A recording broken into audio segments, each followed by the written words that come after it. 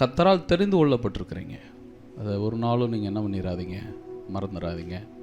ஆண்டவருடைய தெரிந்து கொள்ளுதல் என்பது ஒரு விலையேற பெற்றது. ஆண்டவர் நம்மக்கிட்ட இருக்கிற ஏதோ ஒரு காரியத்தை வைத்து நம்மளை தெரிந்து கொள்ளலை. நம்மக்கிட்ட இருக்கிற ஏதோ ஒரு காரியத்தை வைத்து தான் நம்மளை தெரிந்து கொண்டார் என்றால் அது தவறானது. ஏனென்றால் இருக்கிற எல்லாமே அவருடையது. நீங்கள் உங்கள் தலையில் இருக்க முடிக்கு கூட சொந்தக்கார் கிடையாது. ஆமாம் இல்லைங்க? யோசிச்சு பாருங்கள். உங்கள் சரீரத்தில் எதுக்கு நீங்கள் சொந்தக்கார் பார்க்கலாம் சொல்லுங்கள். எதுக்காவது சொந்தம்னு சொல்கிறது ஏதாவது இருக்கா? இல்லை, எல்லாமே தேவன் கொடுத்தது. அதனால் ஒரு விஷயத்தை நீங்கள் நல்லா தெரிஞ்சுக்கொள்ளுங்க. இந்த உலகத்தில் கோடிக்கணக்கான பேர் இருந்தாலும் கர்த்தர் என்னை தெரிந்து கொண்டிருக்கிறார் என்றால் அது பெரிய பாக்கியம், பெரிய பாக்கியம். அதை நீங்கள் மேன்மையாக நினைங்க. என்னை தேவன் தெரிந்தெடுத்திருக்கிறாருங்க.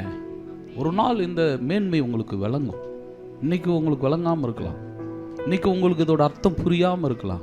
ஒரு நாள் இந்த உலகத்தில் இருக்கிற எல்லா மனுஷனும் மறிச்சுக்கிட்டு தான் இருக்கிறாங்க. யாரும் உயிரோடு இல்லை, மறிச்சுக்கிட்டு தான் இருக்கிறாங்க.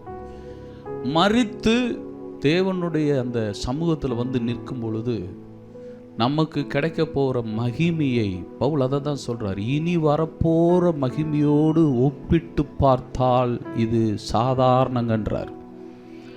ஏன் அப்படி சொல்கிறாருன்னா, எல்லாருக்கும் முன்பதாக நம்மை கர்த்தர் கௌரவப்படுத்தி மகிமைப்படுத்தி நித்திய வாழ்வை நமக்கு இலவசமாய் கொடுப்பார். அந்த வாழ்வுக்கு உங்களை தெரிந்தெடுத்திருக்கிறார்ன்றது பெரிய விஷயம். ஆமாவா இல்லைங்களா? சரி. ஆனால் இந்த வாழ்வுக்குள்ளே நீங்கள் போகக்கூடாதுன்னு இன்னொருத்தர் நினைக்கிறான். அவன் லேசில் போ அப்படின்னு சொல்ல போகிறது இல்லை. ஏன்னா அவனுக்கு தெரியுது நம்மளை ஆண்டவர் எங்கே போட போகிறாரு, அக்கினியும் கந்தகமான கடலில் போட போகிறாருன்னு பிசாசுக்கு தெரியும். பிசாசுக்கு தெரியும். அதனால அவன் என்ன பண்ணுறான்னா வேகமாக முயற்சி எடுத்துக்கிட்டு இருக்கிறான். எவ்வளவு வேகமாக எடுக்க முடியுமோ அவ்வளவு வேகமாக எடுத்துக்கிட்டு இருக்காங்க. 2 நாளுக்கு முன்னாடி நீங்கள் டிவியில் பார்த்தீங்களா, வெளிநாடுல மூளையில் ஒரு சிப்பு வச்சுட்டாங்க.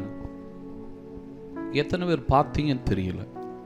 பார்க்கலன்னா நான் உங்களுக்கு வாட்ஸ்அப்பில் அனுப்பிச்சு வைக்கிறேன். அமெரிக்காவில் மூளைக்குள்ள ஒரு சிப்பை வச்சு இவங்க அந்த மூளையில் வந்து என்ன பண்ணினாங்கன்னா இந்த ப்ரோக்ராம் எல்லாம் ரெடி பண்ணி இந்த மூளையில் வச்சுட்டா இந்த மூளை அதுக்கு தகுந்த மாதிரி என்ன பண்ணுதா, செயல்படுதான்னு பார்த்தா அதுக்கு தகுந்த மாதிரி செயல்படுது. எப்படின்னு வழங்குதுங்களா? உங்க மண்டைக்குள்ள அந்த சிப்பை வச்சு நீ இப்படித்தான் இருக்கணும்னு சொல்லியாச்சுன்னா மூளைக்கு அந்த நரம்பு என்ன பண்ணுது, கமாண்ட் கொடுத்து அதே மாதிரியே செய்யுது. அப்படின்னா சீக்கிரமா ஒரு ஆளையும் முடிச்சு சிப்பை வச்சா நீங்களே யார் சொல்றத தான் செய்வீங்க.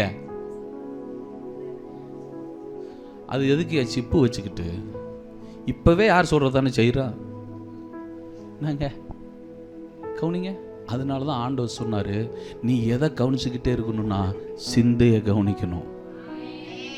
நீங்க ஜஸ்ட்ல அப்படி ஏமாந்துருவீங்க. ரொம்ப கூடுமான வரைக்கும் தெரிந்து கொள்ளப்பட்டவங்க அவன் ஏமாத்துவான். தெரிந்து கொள்ளப்பட்டவர்களை வஞ்சிப்பான். பைபிள் அப்படித்தான் சொல்லுது. தெரிந்து கொள்ளப்பட்டால ஏமாத்திடுவான். அவனுடைய கண்ணெல்லாம் தேவனை தெரியாதவன் மேலே இருக்கவே இருக்காது. எதுக்கு அவன் மேல இருக்குது? அவன் ஏற்கனவே யார் பக்கம் தான் இருக்கான். அவனை பத்தி அவன் கவலைப்படுவானா? கவலைப்பட போறதே இல்லை. அவனுடைய கவலையெல்லாம் யார் மேலதான் இருக்கு தெரியுங்களா? உங்க மேலதான் இருக்கு. என்னடா இவங்க தப்பிச்சிட்டாங்களே, இவங்களுக்கு கர்த்தர் என்ன பண்ணிட்டாரு, அந்த கிருபையை கொடுத்து என்ன பண்ணிட்டாரு. அதனால தான் வேதம் சொல்லுது,